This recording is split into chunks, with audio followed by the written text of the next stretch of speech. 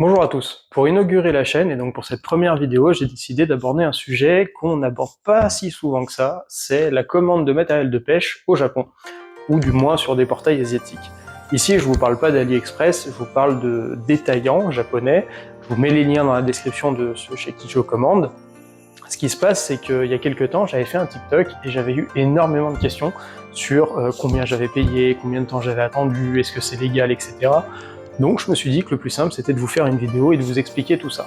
Pour cette commande, ce qu'il faut savoir, c'est que j'ai commandé il y a 9 jours exactement, donc c'est relativement rapide. Voilà, on compte une dizaine, voire 14 jours max entre le moment où vous commandez et le moment où vous recevez. Alors c'est sûr qu'il ne faut pas être pressé, vous n'aurez pas la livraison demain chez vous ou autre.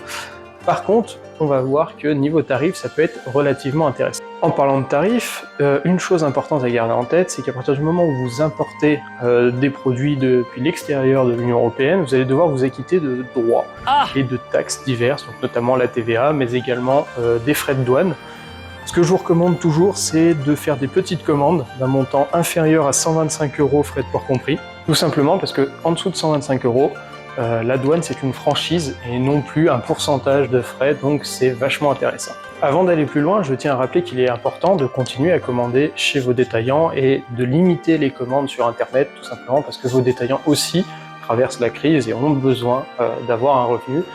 Généralement, j'achète toujours chez les détaillants autour de chez moi. Je ne commande sur internet que pour me fournir, souvent sur des éditions limitées ou des leurres qui sont très difficiles à trouver. On va voir durant l'unboxing que j'ai quand même pris des leurres qu'on trouve pas partout et qu'on trouve pas en stock, on va dire, tout le temps, quoi.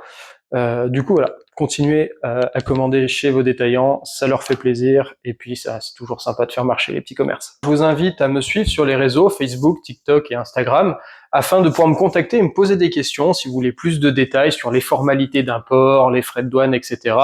Et je vous invite à aimer, partager et commenter la vidéo, bien sûr pour le référencement et bien sûr pour faire avancer la chaîne. Commander au Japon, est-ce que c'est rentable? C'est ce qu'on va voir maintenant. Donc c'est parti, on va tout de suite passer au déballage du colis. Premièrement, on retire les factures.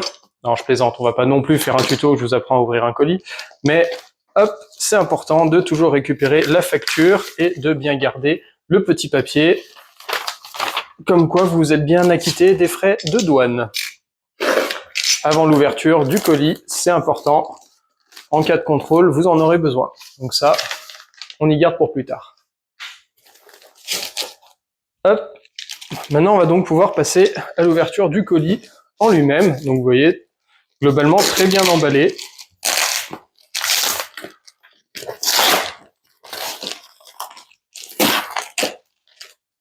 Et là, c'est le moment de vérité. Qu'est-ce qu'il y a dedans?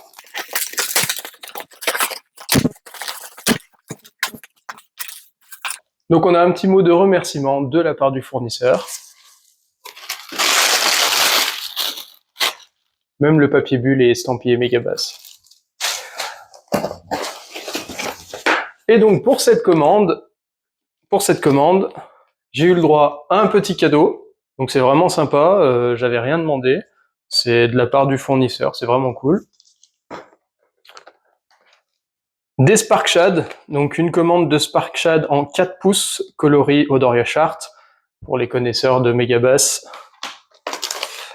Un SV3, donc spinnerbait de chez Megabass aussi. Une variante de chez Megabass également.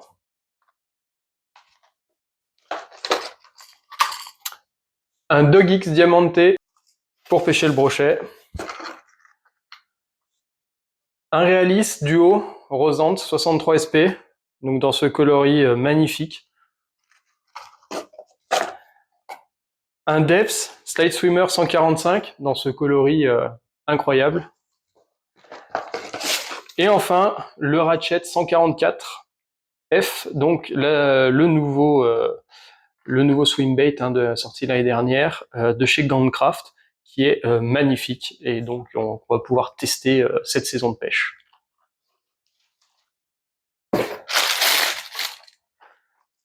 Hop.